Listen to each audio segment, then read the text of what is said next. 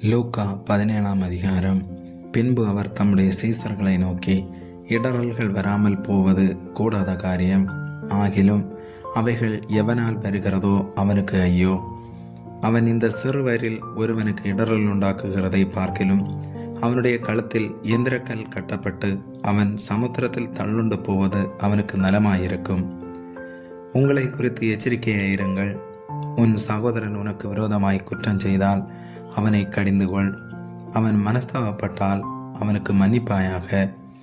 அவன் ஒரு நாளில் 7 தரம் உனக்கு விரோதமாய் குற்றம் செய்து 7 தரமும் உன்னிடத்தில் வந்து நான் மனஸ்தாபப்படுகிறேன் என்று சொன்னால் அவனுக்கு மன்னிப்பாயாக என்றார்.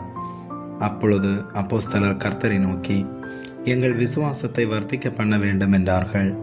அதற்கு கர்த்தர், கடுகு விதையளவு விசுவாசம் உங்களுக்கு உண்டாயிருந்தால் நீங்கள் இந்த காட்டத்தி மரத்தை நோக்கி, நீ வேரோடு புடுங்கொண்டு கடலிலே நடப்படுவாயாக என்று சொல்ல அது உங்களுக்கு கீழ்ப்படியும். உங்களில் ஒருவனுடைய ஊழியக்காரன் உழுது அல்லது மந்தை மேய்த்து வயலில் இருந்து வரும்போது எஜமான் அவனை நோக்கி, நீ முன்பு போய் சாப்பிட்டு வா என்று அவனுக்கு சொல்வானோ? நீ எனக்கு சாப்பாடு ஆயத்தம் பண்ணி அரை கட்டி கொண்டு நான் போஜனபானம் பண்ணும் அளவும் எனக்கு ஊழியம் செய், அதற்கு பின் நீ புசித்து குடிக்கலாம் என்று அவனுக்கு சொல்லுவான் அல்லவா?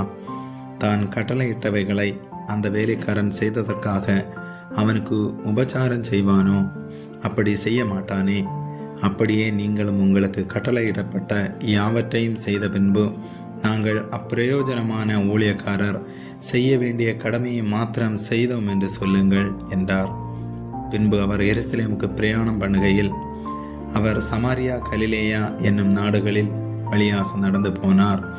அவர் ஒரு கிராமத்தில் பிரவேசித்த போது குஷ்டரோகமுள்ள மனுஷர் 10 பேர் அவருக்கு எதிராக வந்து தூரத்திலே நின்று, இயேசு ஐயரே, எங்களுக்கு இரங்கும் என்று சத்தமிட்டார்கள். அவர்களை அவர் பார்த்து, நீங்கள் போய் ஆசாரியர்களுக்கு உங்களை காண்பியுங்கள் என்றார். அந்தபடி அவர்கள் போகையில் சுத்தமானார்கள். அவர்களில் ஒருவன் தான் ஆரோக்கியமானதை கண்டு திரும்பி வந்து உரத்த சத்தத்தோடே தேவனை மகிமைப்படுத்தி அவருடைய பாதத்தருகே முகங்குப்புற விழுந்து அவருக்கு ஸ்தோத்திரம் செலுத்தினான். அவன் சமாரியனாய் இருந்தான். அப்பொழுது இயேசு, சுத்தமானவர்கள் 10 பேர் அல்லவா? மற்ற 9 பேர் எங்கே? தேவனை மகிமைப்படுத்துகிறதற்கு இந்த அந்நியனே ஒழிய மற்றொருவனும் திரும்பி வர காணோமே என்று சொல்லி அவனை நோக்கி, நீ எழுந்து போ, உன் விசுவாசம் உன்னை ரட்சித்தது என்றார். தேவனுடைய ராஜ்யம் எப்பொழுது வரும் என்று பரிசேயர் அவரிடத்தில் கேட்டபொழுது அவர்களுக்கு அவர் பிரதியுத்தரமாக, தேவனுடைய ராஜ்யம் பிரத்யட்சமாய் வராது. இதோ இங்கே என்றும் அதோ அங்கே என்றும் சொல்லப்படுகிறதற்கும் ஏது விராது. இதோ தேவனுடைய ராஜ்யம் உங்களுக்குள் இருக்கிறதே என்றார். பின்பு அவர் சீசர்களை நோக்கி, மனுஷகுமாரனுடைய நாட்களில் ஒன்றை காண வேண்டும் என்று நீங்கள் ஆசைப்படும் காலம் வரும், ஆனாலும் அதை காண மாட்டீர்கள். இதோ இங்கே என்றும் அதோ அங்கே என்றும் சிலர் உங்களிடத்தில் சொல்லுவார்கள். நீங்களோ போகாமலும் பின்தொடராமலும் இருங்கள். மின்னல் வானத்தின் ஒரு திசையில் தோன்றி மறுதிசை வரைக்கும் பிரகாசிக்கிறது போல மனுஷகுமாரனும் தம்முடைய நாளிலே தோன்றுவார். அதற்கு முன்பு அவர் அநேகம் பாடுபட்டு இந்த சந்ததியினால் ஆகாதவன் என்று தள்ளப்பட வேண்டியதாயிருக்கிறது. நோவாவின் நாட்களில் நடந்தது போல மனுஷகுமாரனுடைய நாட்களிலும் நடக்கும். நோவா பேழைக்குள் பிரவேசித்த நாள் வரைக்கும் ஜனங்கள் புசித்து குடித்தார்கள், பெண் கொண்டு கொடுத்தார்கள். ஜலப்பிரயாணம் வந்து எல்லாரையும் அழித்து போட்டது. லோத்தினுடைய நாட்களில் நடந்தது போலவும் நடக்கும். ஜனங்கள் புசித்தார்கள், குடித்தார்கள், கொண்டார்கள், விற்றார்கள், நட்டார்கள், கட்டினார்கள்.